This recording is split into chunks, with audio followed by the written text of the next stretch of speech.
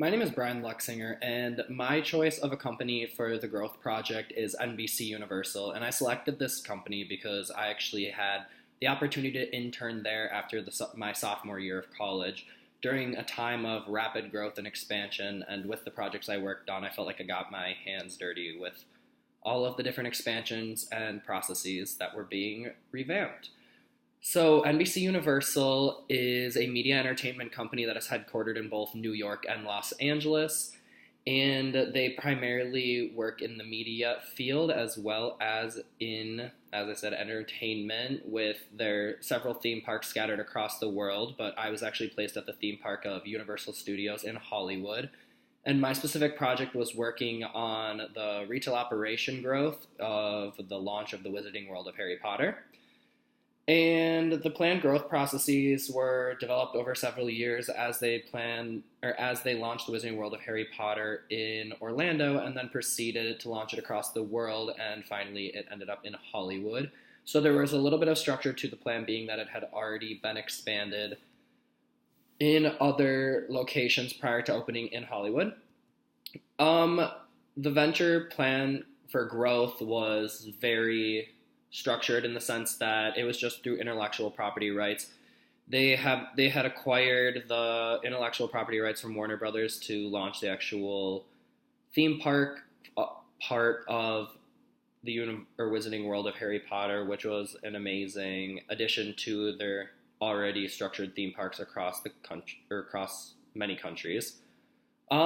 They planned After the acquisition by Comcast of NBC Universal, we saw huge investments into the theme park business because it happened to be the most profitable business under Comcast's actual conglomerate umbrella. So looking at the finances, it was the most plausible area for Comcast to invest in. A lot of the processes grew, so specifically in my place at the Wizarding World of Harry Potter and Universal Studios Hollywood, we saw our retail revenues almost double for the whole theme park by just adding one new sector out of 7 other sections of the theme park. So this new section made our retail revenues daily go from $250,000 in selling product to just under $500,000 every day. So that put a big wrench in the way that we had structured our processes prior. And it took my project was taking a whole new set of 42 individuals to implement an overnight replenishment process to ensure all of our 6 new stores were adequately replenished by the time that our guests arrived in the park by the next day. The actual structure itself, Comcast has seen much more investment since I had left 2 years ago.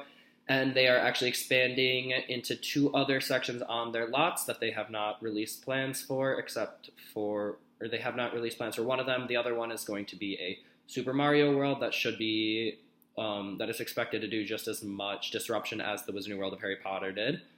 And factors that are going to be very important to the further growth of Universal Studios Hollywood is going to be what new intellectual properties that they acquire from surrounding media companies, as well as how popular their further planned expansions with the Wizarding World of Harry Potter are going to be, and also magical creatures and where to find them, I believe, is the name of the other intellectual property that they have just acquired and announced plans for in the theme park. So all of these different processes and growth structures are going to be very important in the profit margins and revenue growth of NBC Universal.